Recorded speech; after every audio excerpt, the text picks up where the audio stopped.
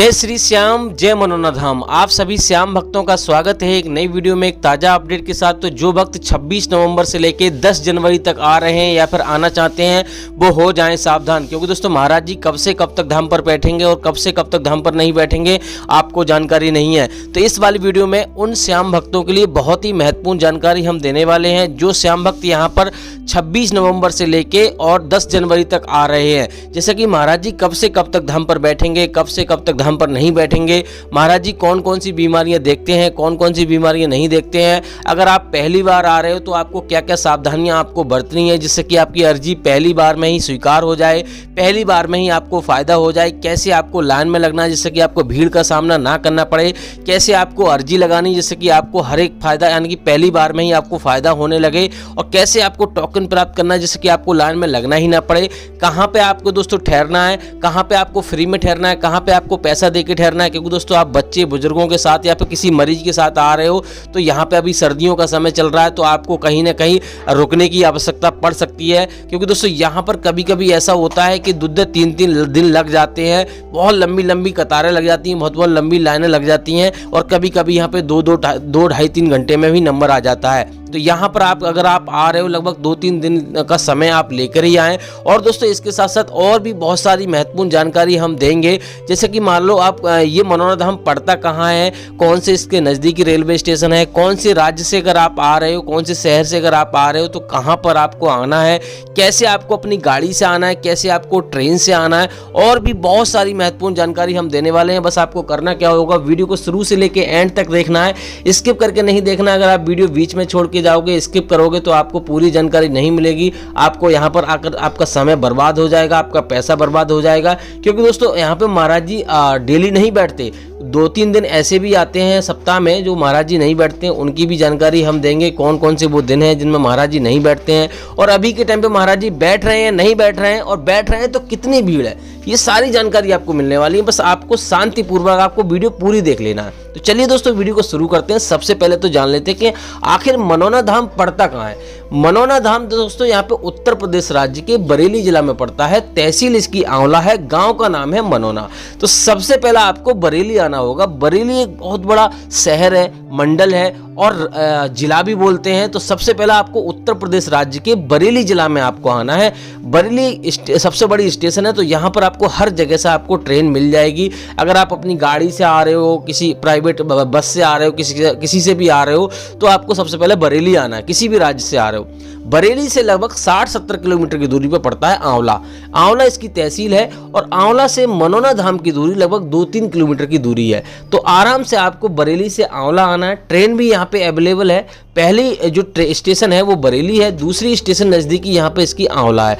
आंवला से लगभग 2-3 किलोमीटर दूरी पर पड़ता है मनोना धाम। आपको बिसौली वाले रोड पे आना है, किसी से भी मालूम करोगे आंवला आकर तो आपको बता देगा। आप बजीगंज वाले रोड पे भी आ सकते हो, दोनों रोडों पे ये मनोना धाम पड़ता है। अब दोस्तों बात करते हैं यहाँ पर आपको आके करना क्या है। देखो दोस्तों, अगर आप यहाँ पे सुबह में आते हो, सुबह में 4 बजे 5 बजे आ जाते हो, तो आपको यहाँ पर लाइन में लगने की कोशिश करना है सबसे पहले। और उससे पहले आपको यहाँ पर प्रसाद वगैरह है, जो श्याम जल की बोतल है वो आपको खरीदनी है। श्याम जल की जो बोतल है आपको बिल्कुल छोटे वाले मंदिर के पास में ही आपको दुकान मिल जाएगी। 20 रुपए की आपको बोतल मिलेगी श्याम जल की, और 51 रुपए से प्रसाद शुरू हो जाता है। आप अपनी मर्जी से 101, 51 रुपए का जितना आप लेना चाहो उतना ले सकते हो। और दूसरी बात यह है कि यहाँ पर आपको एक अर्जी फॉर्म भी आपको खरीदना रहता है, और साथ में एक धागा भी खरीदना होता है 10 रुपए का। अर्जी फॉर्म 10 रुपए का मिलता है, धागा भी 10 रुपए का मिलता है। तो अर्जी फॉर्म आपको यहाँ पर 1 रुपए उसमें रखा होगा, 60 रुपए उसमें रखने होते हैं, 61 रुपए की अर्जी लगती है। तो ये सारे काम आपको कर लेने हैं। आपको अर्जी फॉर्म अगर आपको भरना नहीं आता है तो आप जिस दुकान से आप अर्जी फॉर्म लेते हो, यानी कि यहाँ से प्रसाद लेते हो, उसी दुकान वाले भैया से आपको लिखवा लेना है। जो भी आपकी समस्या है उस अर्जी में आपको लिख देनी है। ये सारे काम करने हैं। और दोस्तों अगर आप यहाँ पे सुबह में नहीं पहुँच पाते हो तो आपको सबसे पहले यहाँ पर रहने की व्यवस्था आपको करनी है, क्योंकि सर्दियों का समय चल रहा है। यहाँ पे 2-3 दिन का आपको समय जरूर लेके आना है। मैंने आपको पहले भी बता दिया है, आपको जल्दी में नहीं आना कि भैया एक दिन का समय है जल्दी से दर्शन करेंगे तो आपके दर्शन नहीं हो पाएंगे, आपको दिक्कत होगी। कभी कभी 14-15 घंटे भी लग जाते हैं लाइन में लगने के बावजूद भी। तो आपको इस बातों का विशेष ध्यान रखना है, 1-2 दिन का समय, कम से कम 3 दिन का समय तो आपको लेके आना है।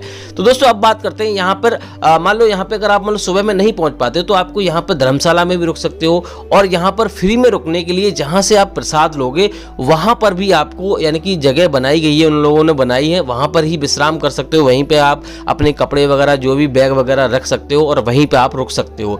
और सर्दियों के समय चल रहा है तो आपको गर्म कपड़े आपको लेके आना है, बच्चे बुजुर्गों को लेकर आ रहे हो तो आपको सावधानी आपको बरतनी है। दूसरी बात यह है कि आपको आप मान लो पैसा देके ठहरना चाहते हो, पहले तो दोस्तों आपको मान लो फ्री में आप रुक सकते हो, जैसे कि मान लो जहाँ से प्रसाद खरीदते हो वहाँ। दूसरा ये है कि यहाँ पे जगह जगह टेंट बनाए हुए हैं, जगह जगह यहाँ पर लकड़ी के और मान लो टीन सेट डाले हुए हैं, तो वहाँ पर भी आप रुक सकते हो, कोई दिक्कत आपको होगी नहीं, फ्री में आप रुक सकते हो। अब दोस्तों बात करते हैं यहाँ पे कि आप मान लो अगर धर्मशाला में रुकना चाहते हो या कि होटल में रुकना चाहते हो तो आपको यहाँ पे कितना चार्ज लगेगा। धर्मशाला में रुकने के लिए आपको 1000 से लेके 3000 रुपये का खर्चा लगता है, जो कि आपको बिल्कुल छोटे वाले मंदिर के सामने ही आपको धर्मशाला मिल जाएगी, वहां से आपको टिकट मिलेगा। तो आपको इन बातों का विशेष ध्यान रखना है। अब दोस्तों बात करते हैं यहाँ पर, जैसे कि मान लो आप मंदिर की लाइन में आप लग गए, सबसे पहले आपको विशेष ध्यान रखना है मंदिर की लाइन में आपको लगना है, महाराज जी की लाइन में आपको नहीं लगना है। बहुत सारे भैया क्या करते हैं कि 1-2 बार यहाँ पर आ जाते हैं या फिर एक बार घूम गए उसके बाद कहते हैं भैया हमारे पास समय ज़्यादा नहीं है, जल्दी जल्दी दर्शन कर लेते हैं, महाराज जी के श्याम जल ले लेते हैं और निकल लेते हैं तो समय कम बच जाएगा हमारा। तो इस बात का विशेष ध्यान रखना, आपको ये गलती नहीं करनी है। अगर आपने ये गलती की तो आपको पछताना पड़ेगा, आपका जो भी काम बन रहा है वो भी बिगड़ जाएगा और फायदा नहीं होगा। मंदिर के दर्शन पहले करने, क्योंकि दोस्तों भैया खाटू श्याम महाराज की कृपा से ही सारे काम होते हैं। महाराज जी यहाँ पे, महाराज जी के हाथ में कुछ भी नहीं है। महाराज जी स्वयं कहते हैं जो भी कृपा होती है खाटू श्याम महाराज की कृपा होती है, उन्हीं की कृपा से सारे काम होते हैं, मैं तो सिर्फ आधार बना हूं। तो आपको मंदिर के दर्शन करने हैं, मंदिर में ही आपको अर्जी जमा करनी है, मंदिर में ही आपको प्रसाद चढ़ाना है और कहीं पे नहीं चढ़ाना है। मंदिर की लाइन भी यहाँ पे सुबह 4 बजे से लगना शुरू हो जाती है, महाराज जी की लाइन सुबह 4 बजे लगना शुरू हो जाती है। तो आपको मंदिर में ही सारे काम करने के बाद आपको सीधे महाराज जी की लाइन में लगना है। महाराज जी की लाइन में मान लो आप लग जाते हो, अब काफी भैया कमेंट करते हैं कि महाराज जी की लाइन में हम कब लगेंगे, मंदिर की लाइन में लगेंगे। तो भैया मंदिर के दर्शन जल्दी जल्दी होते हैं, तो मंदिर की लाइन बहुत जल्दी समाप्त होती है, तो महाराज जी की लाइन बहुत टाइम लगाती है। तो इस वजह से आपको जल्दी दर्शन करके महाराज जी की लाइन में आपको लग जाना है। अब दोस्तों पहला काम आपको क्या करना है, तो दोस्तों आपको घर से अगर आप चल रहे हो तो आपके मन में ये विचार बिल्कुल भी ना आए कि यहाँ पर हमारी मनोकामना पूरी होगी या हमारी जो समस्या है वो दूर होगी या नहीं होगी। आपके मन में शंका नहीं होनी चाहिए। सच्चे मन से आपको अर्जी लगानी है, मंदिर में ही आपको अर्जी लगानी है, सच्चे मन से सारे काम करने हैं। और जो भी नियम है यहाँ पर श्याम जल कैसे पीना वो भी मैं आपको बता दूंगा। फिलहाल दोस्तों यहाँ पर श्याम जल और झाड़ा देते हैं महाराज जी, और कुछ यहाँ पे नहीं देते हैं। दवाई गोली का कोई भी यहाँ पे नियम नहीं है।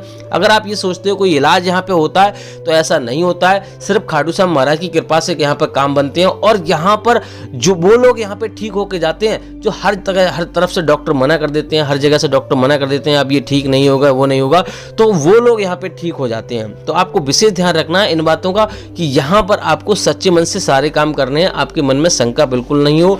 आप एक बार ट्राई करके जरूर देख लें, क्योंकि दोस्तों हर जगह आपने ट्राई किया, पैसा खर्च किया, सब कुछ किया, तो यहाँ पर ट्राई करने में क्या जा रहा है। यहाँ पे आपको कोई खर्चा नहीं है, कुछ भी नहीं है। यहाँ पर महाराज जी 2 पैसे नहीं मांगते, सिर्फ यहाँ पर खर्चा होता है खान पान का, रहन का, प्रसाद वगैरह जो भी आप करते हो, लगभग एक व्यक्ति का 500 रुपये का खर्चा होता है, तो एक दिन का। तो इस बात का आपको विशेष ध्यान रखना है, आपके मन में कभी भी ऐसे विचार ना हो। और दोस्तों बात करते हैं कि यहाँ पे महाराज जी कौन कौन सी बीमारियां देखते हैं, कौन कौन सी बीमारियां नहीं देखते हैं। देखो दोस्तों यहाँ पे महाराज जी हर एक प्रकार की बीमारी देखते हैं, चाहे वो किसी भी प्रकार की समस्या हो, कोई बीमारी हो, चाहे कितनी भी खतरनाक बीमारी हो, हर तरफ के यहाँ पे कोशिश करते हैं और वो चाहते हैं यहाँ पे ठीक होके जाएं। क्योंकि दोस्तों पहले यहाँ पर इतना विख्यात नहीं था मनोरंजन धाम, अब धीरे धीरे जैसे जैसे यहाँ पे सेलिब्रिटी आ रहे हैं, बड़े बड़े बॉलीवुड स्टार आ रहे हैं, यहाँ पे मंत्री लोग आ रहे हैं, पुलिस वाले आ रहे हैं, तो धीरे धीरे यहाँ पे जैसे ही मान्यता बढ़ती जा रही है, ये बहुत यानी कि बड़ा होता जा रहा है। लगभग 500 बीघा से ज्यादा में ये बना हुआ है पूरा मंदिर, और दम पे दम यहाँ पे बड़ा होता जा रहा है। महाराज जी को 10-10 लाख की गाड़ियां देके जाते हैं, कोई ऐसी ही गाड़ियां नहीं देके जाते हैं, यहाँ पर काम बनते हैं लोगों के, तभी तो कोई दे जाएगा। इतनी महंगी गाड़ियां कौन दे जाएगा। तो इस बात का विशेष ध्यान रखना है। दोस्तों बात कर लेते हैं यहाँ पर आपको श्याम जल का सेवन कैसे करना है। देखो तो श्याम जल का सेवन सुबह 4:30 बजे से लेके 11:30 बजे के बीच में आपको किसी भी टाइम कर लेना है और एक ही बार श्याम जल का सेवन करना है। पूजा पाठ करके स्नान करके आपको किसी भी टाइम आपको श्याम जल का सेवन कर लेना है और कभी भी आपको अनजा नहीं करना है। ऑनलाइन श्याम जल आपको नहीं मंगाना है, इस बात का विशेष ध्यान रखना है। दूसरी बात यह है कि अब दोस्तों बात करते हैं महाराज जी कौन कौन से धाम पर बैठते हैं, कौन कौन से धाम पर नहीं बैठते हैं। तो महाराज जी बुधवार और बृहस्पतिवार को यानी कि वेडनेसडे और थर्सडे को महाराज जी धाम पर नहीं बैठते हैं। अगर आप इस दिन आ रहे हैं तो आपको नहीं आना है। इस दिन सिर्फ एकादशी का त्योहार होगा, कोई बड़ा त्योहार होगा तभी महाराज जी धाम पर बैठते हैं। अब दोस्तों बात करते हैं महाराज जी यहाँ पर 26 नवंबर से लेके और यहाँ पर 10 जनवरी के बीच में महाराज जी कब कब धाम पर बैठेंगे और कब कब धाम पर नहीं बैठेंगे। देखो दोस्तों 26 नवंबर से लेके और यहाँ पर 28 दिसंबर तक महाराज जी धाम पर बैठ रहे हैं। आगे का जो भी अपडेट रहेगा हम अगली वीडियो में आपको देते रहेंगे। अचानक कहीं पे महाराज जी चले जाते हैं, कोई बात हो जाती है, उसका भी हम अपडेट देते रहेंगे। बाकी कुछ और रह गया है, कुछ आपको जानना है तो आप हमें कमेंट कीजिए, कहां से आ रहे हो आप जरूर हमें कमेंट करके बताइए। अगली वीडियो में हम आपको जवाब दे देंगे या फिर आपकी कमेंट का रिप्लाई दे देंगे, वीडियो बना देंगे। तो दोस्तों इसी मंगल कामना के साथ कि आपके जीवन में खुशियां बनी रहे, खाटू श्याम महाराज की कृपा हमेशा आप पे बनी रहे, आप हमेशा आगे बढ़ते रहे। जो भी आपकी इच्छा है, जो भी आप समस्या लेकर आ रहे हैं आपकी पहली बार में ही स्वीकार हो जाए, आपको पहली बार में ही फायदा हो जाए। तो इस वाली वीडियो को यहीं रोकते हैं। उम्मीद करते हैं आपको वीडियो अच्छी लगी तो लाइक कर देना। तब तक के लिए जय मनोनाथ धाम, जय खाटू श्याम।